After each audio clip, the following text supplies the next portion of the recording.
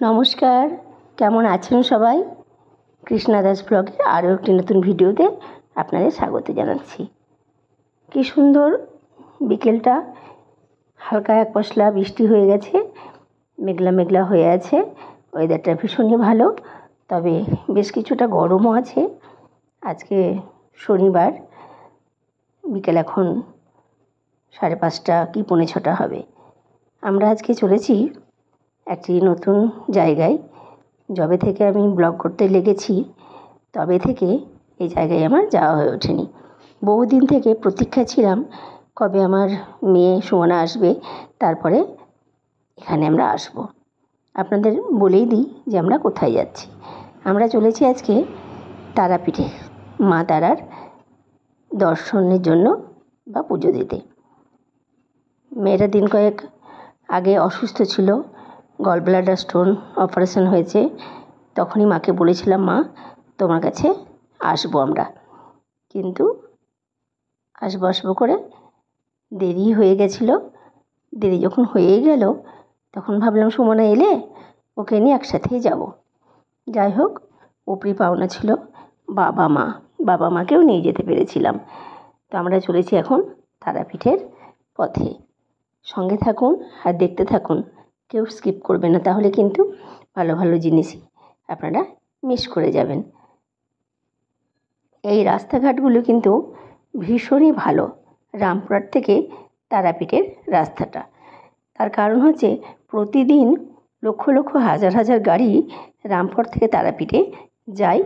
প্রচুর পুণ্যার্থী এই রাস্তায় যাতায়াত করে।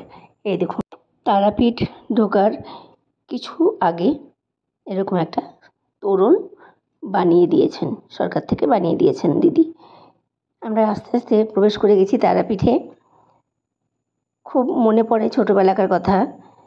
ছোটোবেলাতে আমাদের গ্রামে বাড়ি ছিল, একদমই অজপাড়া গ্রাম বাড়ি, কিন্তু তারাপীঠ থেকে বেশি দূর নয়।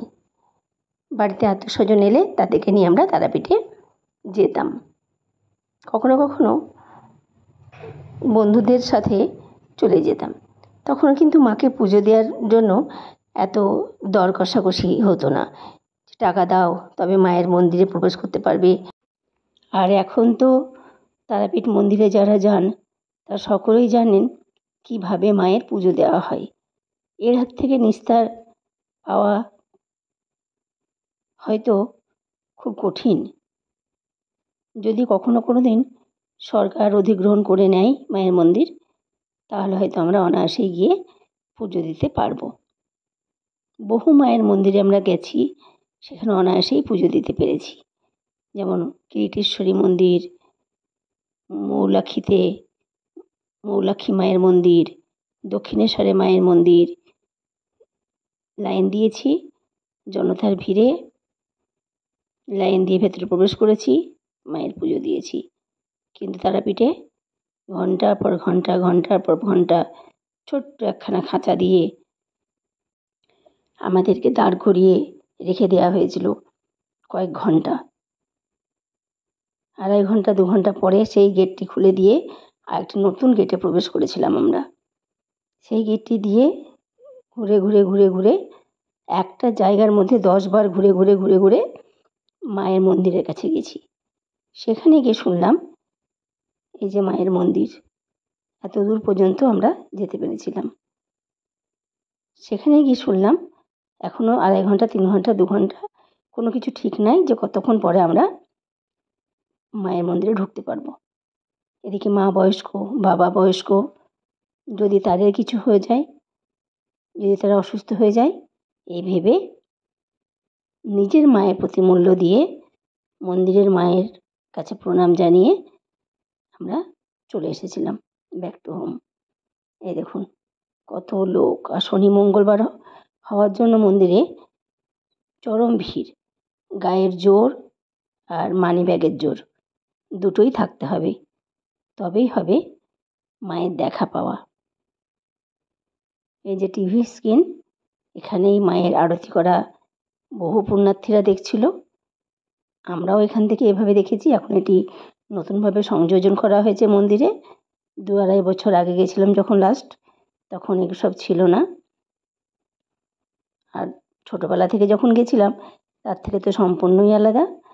যাই হোক, সবাই যেভাবে মেনে নিচ্ছে আমাদেরকেও সেভাবেই মেনে নিতে হবে। মায়ের পুজো দিতে হবে, মায়ের কাছে যেতে হবে, মাকে দেখতে হবে, কিন্তু প্রসেসগুলো মেনটেন করতে হবে। মায়ের মন্দির প্রতিষ্ঠিত হয়েছিল আজ থেকে বহু বছর আগে। নাটোরের রানী ভবানী স্বপ্নাদেশ পেয়ে মা তারার এই মন্দিরটি প্রতিষ্ঠা করেন। তারও আগে এক রাজা তার মৃত সন্তানকে বাঁচাতে পেরেছিলেন একটা পুকুরের জলে কাটা মাছ ধুতে গিয়ে সেই মাছটা জোড়া লেগে গেছিল। তখন সেই রাজারও মৃত সন্তান ওই জলে ফেলে দেওয়াতে সন্তান বেঁচে উঠেছিল।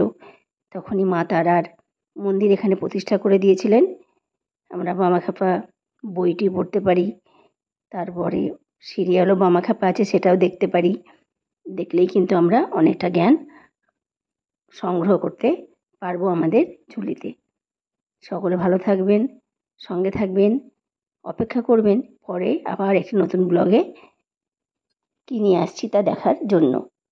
সঙ্গে থাকার জন্য অনেক ধন্যবাদ। ভালো লাগলো কি মন্দ লাগলো, যাই লাগলো কমেন্টে অবশ্যই জানাবেন।